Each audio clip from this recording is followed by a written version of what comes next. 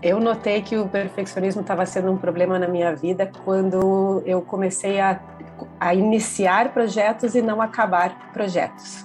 E aí eu fui vendo que muitas frentes estavam abertas e isso foi gerando ansiedade em mim, o fato de eu ter muita coisa aberta e não concluir aquilo que eu estava começando. E aí eu falei, opa, alguma coisa aqui está errada, né? Então eu já estava num quadro de ansiedade, já estava num quadro depressivo, eram pensamentos que vinham diretamente na minha cabeça, falando assim, eu preciso estar ainda melhor para poder estar onde eu estou, para merecer o que eu estou ganhando.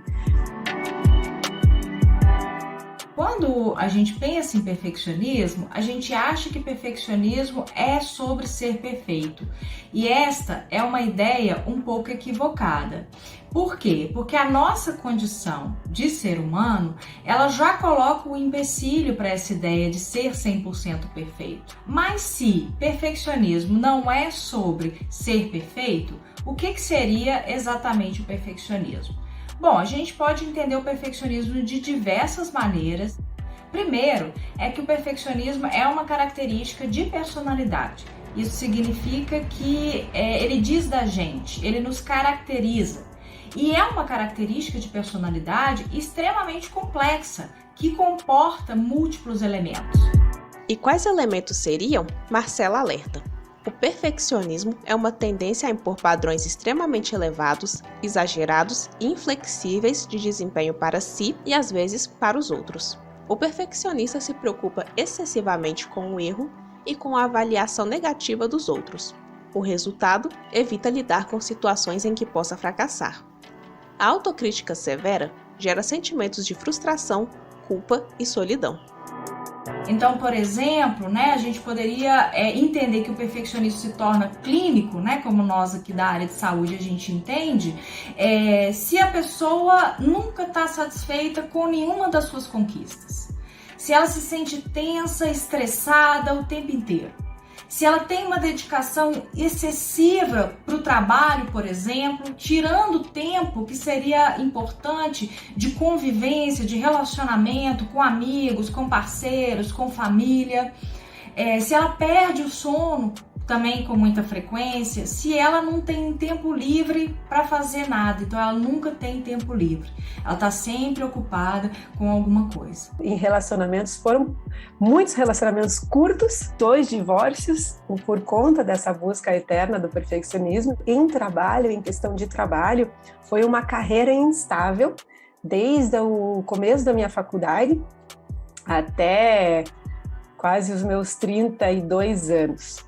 Então, isso gerou o fato de eu não saber quem eu sou, ou quem eu era, porque hoje eu já estou nesse caminho de quem eu sou, mas eu não sabia quem eu era, eu não sabia o que eu gostava exatamente, porque eu só buscava essa perfeição que nunca chegava. O que eu faço, se eu sou um perfeccionista, se eu identifico que existe ali um problema?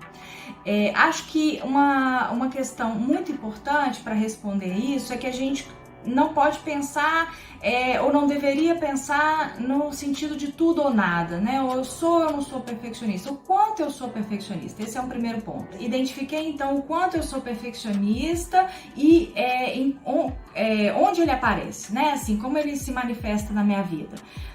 A primeira coisa que a gente pode fazer é tentar entender então em que contextos ele se manifesta e como ele se manifesta, qual que é o modo de expressão do nosso perfeccionismo, Ele está mais voltado para a gente, ele está mais voltado para o outro. Vamos às dicas. Anote pensamentos, comportamentos e sentimentos. O objetivo é entender quando o perfeccionismo aparece e quanto ele afeta. É importante também reconhecer vitórias e fortalecer a autocompaixão. E lembre-se, o perfeccionismo pode aparecer em diferentes aspectos na vida, nos estudos, no trabalho, nos cuidados com a casa e até na aparência.